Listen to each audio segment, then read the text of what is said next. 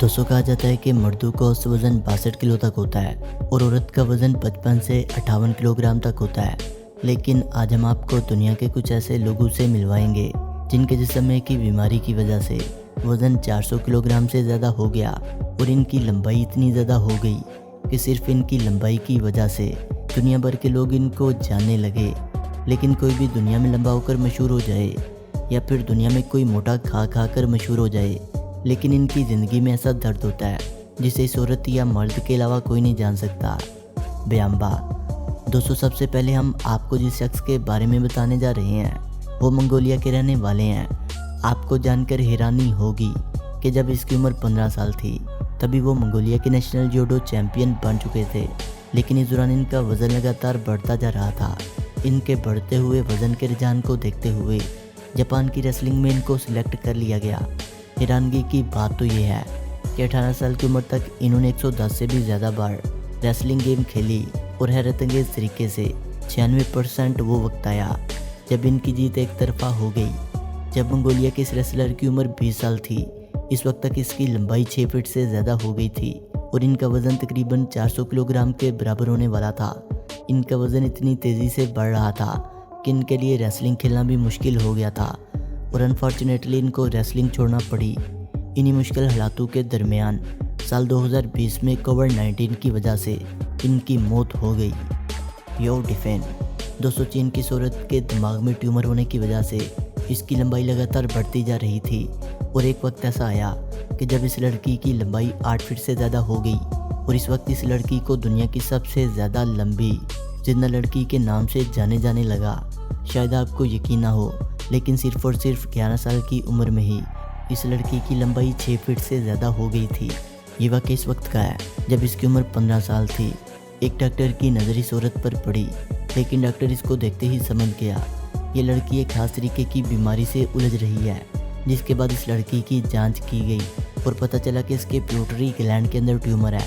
लेकिन इस वक्त इसके इस ट्यूमर का इलाज करने के लिए लगभग $600 की ज़रूरत थी। इतना ज़्यादा खर्चा होने की वजह से शुरुआत में इस लड़की ने अपना इलाज करवाने से मना कर दिया, लेकिन बाद में कुछ NGOs की मदद से इस लड़की का इलाज करवाया गया।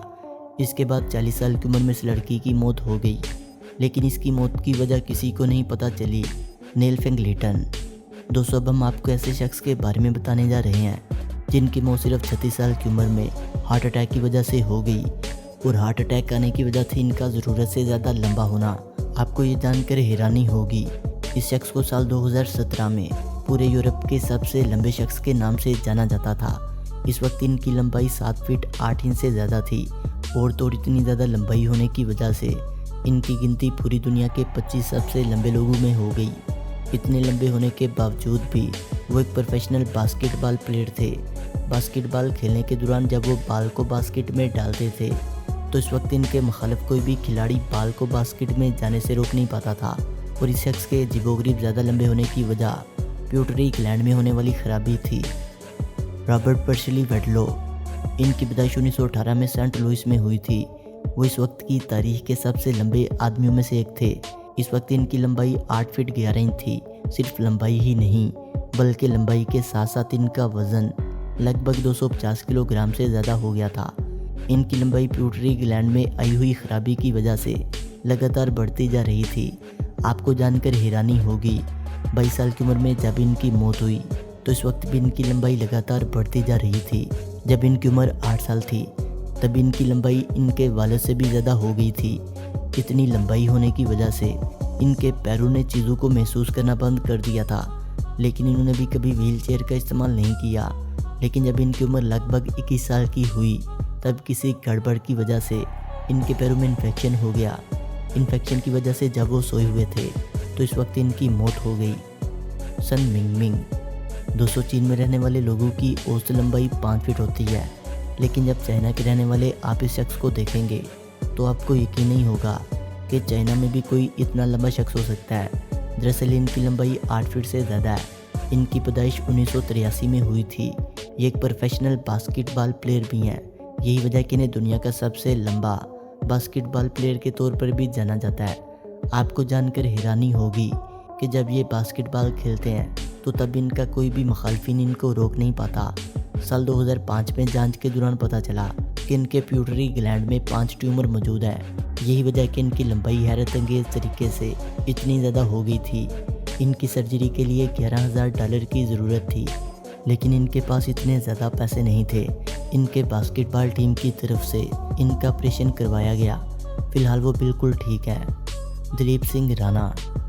दोस्तों, दिलीप सिंह राणा एक ऐसा नाम है, ये नाम तो बहुत कम लोग जानते होंगे, लेकिन अगर हम द ग्रेट खली के बारे में बताएं तो पूरी दुनिया के लोग झूमने लगते हैं। भारत के एक छोटे से गांव से WWE के रिंग तक का सफ़र करने वाले दिलीप सिंह राणा जब WWE के रिंग में उतरते थे तो भले ही इनकी रिंग में हौसला अफजाई करने के लिए कोई भारतीय मौजूद नहीं था, लेकिन इसके बावजूद भी वो सिर्फ और सिर्फ द ग्रेट खली के लंबे चौड़े और भारी भरकम जिस्म को देखकर दूसरे मुल्कों के लोग भी इनकी हौसला अफजाई करने लगते थे। दोस्तों, आपको बता दें, दिलीप सिंह राणा की पैदाइश साल 1972 में बेहद गरीब खानदान में हुई थी। इनको एक ऐसी बीमारी थी जिस बीमारी की वजह से इनके जिस्म के साथ हर चीज़ लगातार बढ़ती जा रही है और बढ़ते बढ़ते इनकी लंबाई तकरीबन 8 फीट के बराबर पहुंचने वाली थी। गुर्बत की वजह से पढ़ाई लिखाई छोड़कर दिलीप सिंह राणा मेहनत मजदूरी करने लगे थे। जब राणा शिमला में एक हिफाजती गार्ड के रूप में नौकरी कर रहे थे, इसी दौरान पंजाब पुलिस के लड़कों की नज़र इन पर पड़ी। इन्हें 1993 में पंजाब पुलिस में शामिल कर लिया गया।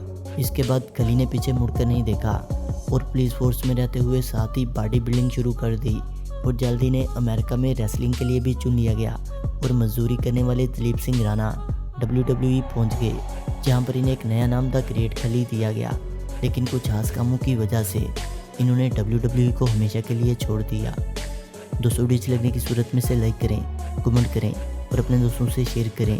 और जिन्होंने अभी तक हमारे चैनल फैक्ट्स विद शानी को सब्सक्राइब नहीं किया, वो इसे सब्सक्राइब करते हुए बेल आइकन पर क्लिक करके ऑल नोटिफिकेशन को इनेबल कर लें। मिलते हैं एक नई वीडियो के साथ, तब तक के लिए खुदा हाफिज़।